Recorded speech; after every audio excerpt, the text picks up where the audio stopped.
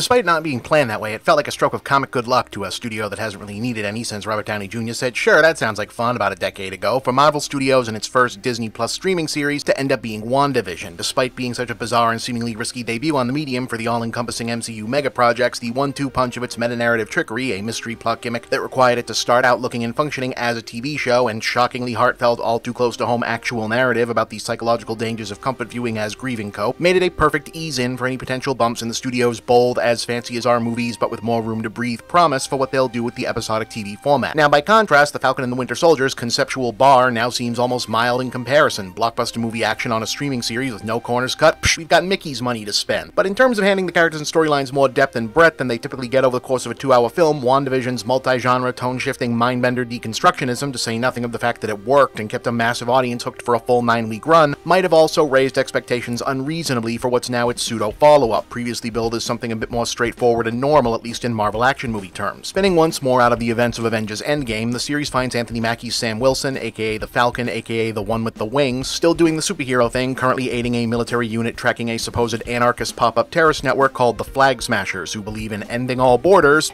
That's good. Because life was better during the blip. Ooh, that's bad. He's also finding out that life as a veteran Avenger is a lot like his life as a veteran of the Army in terms of people with institutional power, suddenly remembering he's just a guy without much money, oh, and also black, when there's anything they might be able to help him or his family with beyond just a thank you for your service. He's also clearly not as sure as he's publicly saying that he made the right call and ultimately not taken up the Captain America identity from the now naturally elderly Steve Rogers, instead handing the shield over to the government to be retired in the Smithsonian. The series confirms that the general public now believes Chris Evans' Cap has passed away, but the other Avengers are less definitive about it so far. Meanwhile, Sebastian Stan's Bucky Barnes, the Winter Soldier, aka the one with the arm, is doing therapy as a kind of AA by way of Jason Bourne 12-step program to work through his guilt at having been a mind-controlled cyborg Hydra assassin for a bunch of years, which is not going great overall and is probably going to get worse because the hook of the series is eventually meant to involve Sam and Bucky teaming up, and the promos have teased Captain America Civil War nemesis Helmut Zemo showing up to make trouble as well. But we'll apparently be waiting at least one more episode for the "and" part of this promised buddy cop team-up to play out any further, or any further surprises to drop, since episode 1 opts to close out on a banger reveal instead. The government has deceived Sam and has passed both the title and shield to its own new Captain America, one who's pledged to fight only for America, not for the rest of the world. So yeah, apart from subplots and lots of them, the answer to what's this show's version of WandaVision's actually being a Lynchian exploration of grief and trauma through pop culture nightmare logic gonna be is, hope you like some racial injustice, veterans issues, and geopolitical discourse with your stunts and explosions. Now granted, it's pretty much impossible to attempt touching any aspect of the Captain America mythos and hoping to remain apolitical. The simple facts of the name and costume choice sort of render that automatic, but even viewers not steeped in the famously allegory-heavy 1980s Mark Grunwald Cap comics, who don't immediately recognize references to Flag Smasher or that Wyatt Russell's usurper Cap is indeed John Walker, the obnoxiously jingoistic right-wing replacement Cap from the famous Captain America No More storyline, can see the contours playing out right away. Two wronged veterans in the hero spots, probably also the case for the villains once we learn more about Walker, a gang of troublemaking anti-nationalists in one corner, a troublemaking nationalist in the other, a returning heavy with a penchant for elaborate schemes and mind control, possibly corrupt politicians, and a black guy and a white guy fighting over which one of them gets to inherit being the literal face of America. Of course, the remaining 5 episodes will tell if they actually do anything interesting with all of this beyond bringing it up in the same series that also has Spider-Man and space raccoons, which, you know, maybe is enough in that context. Even the concept of something like a 6-hour or close to it story about the intersections of systemic racism and nationalism versus globalism processed through the allegory of a high-tech action movie between heroes and villains who represent insufficient treatment of military service people sitting right there and available to watch on the same service that streams The Lion King and High School Musical is something, yeah, right? So even if all this is exactly what it looks like from the outset, two guys who aren't necessarily best friends but on the same side teaming up as the champions of the good people caught in the middle of an inevitable clash between the extreme villainy of the Flag Smashers and the equally extreme villainy of the usurper to the shield. I mean, maybe a spoiler for 35-year-old comics, but yeah, the guy they introduced to ominous music, dressed like a riot cop version of Captain America, is historically not a good guy in most incarnations. You know, that it's getting a certain amount of discussion space and integration as character definition and world building between the flashy parts and big spectacle is pretty cool to see. Though for what it's worth, let's say I have my doubts that a series born of a 23-movie and counting mega franchise where transcend boundaries and assemble is both recurring third-act climax, moral imperative, and marketing brand produced by an entertainment corporation for whom borderless post-national movement of customers and capital is pretty much a blueprint for heaven is going to to let the series end without soundly condemning isolationism, or maybe even affirming the Flag Smashers' global unity goal as being a right idea, try another approach kind of thing. But for now, what we have to go with is where the actors are carrying things, and as you'd expect, both Mackie and Stan slip comfortably back into their familiar parts while also expanding out in new dimensions. Mackie especially seems to have really found his voice as a lead in the role, cutting on all-American hero profile that's in some ways as modern an interpretation of the forms as Evans was doing the old-timey take, segueing from military dress to jovial Gulf Coast fisherman like someone Rockwell came back just to illustrate. Stan probably has the tougher hill to climb eventually, anchored in more of the fantastical side of his own franchise, but for now he continues to sell the dark side very well. The full supporting cast has yet to step into the spotlight, of course, granted, but an early highlight is seeing Adepero Oduye as Sam's sister Sarah in what seems to be a strong recurring role as one of the, again at least so far, faces of the grounded real people in the Marvel Universe. Thus far, as was the case when reviewing the preview episodes of WandaVision, I'm not super comfortable with a number grade up front, given it's the first episode, but for now, I'd say The Falcon and the Winter Soldier is showing a ton of real promise, and I'm extremely excited to see where it goes from here. So, recommended, definitely check this one out.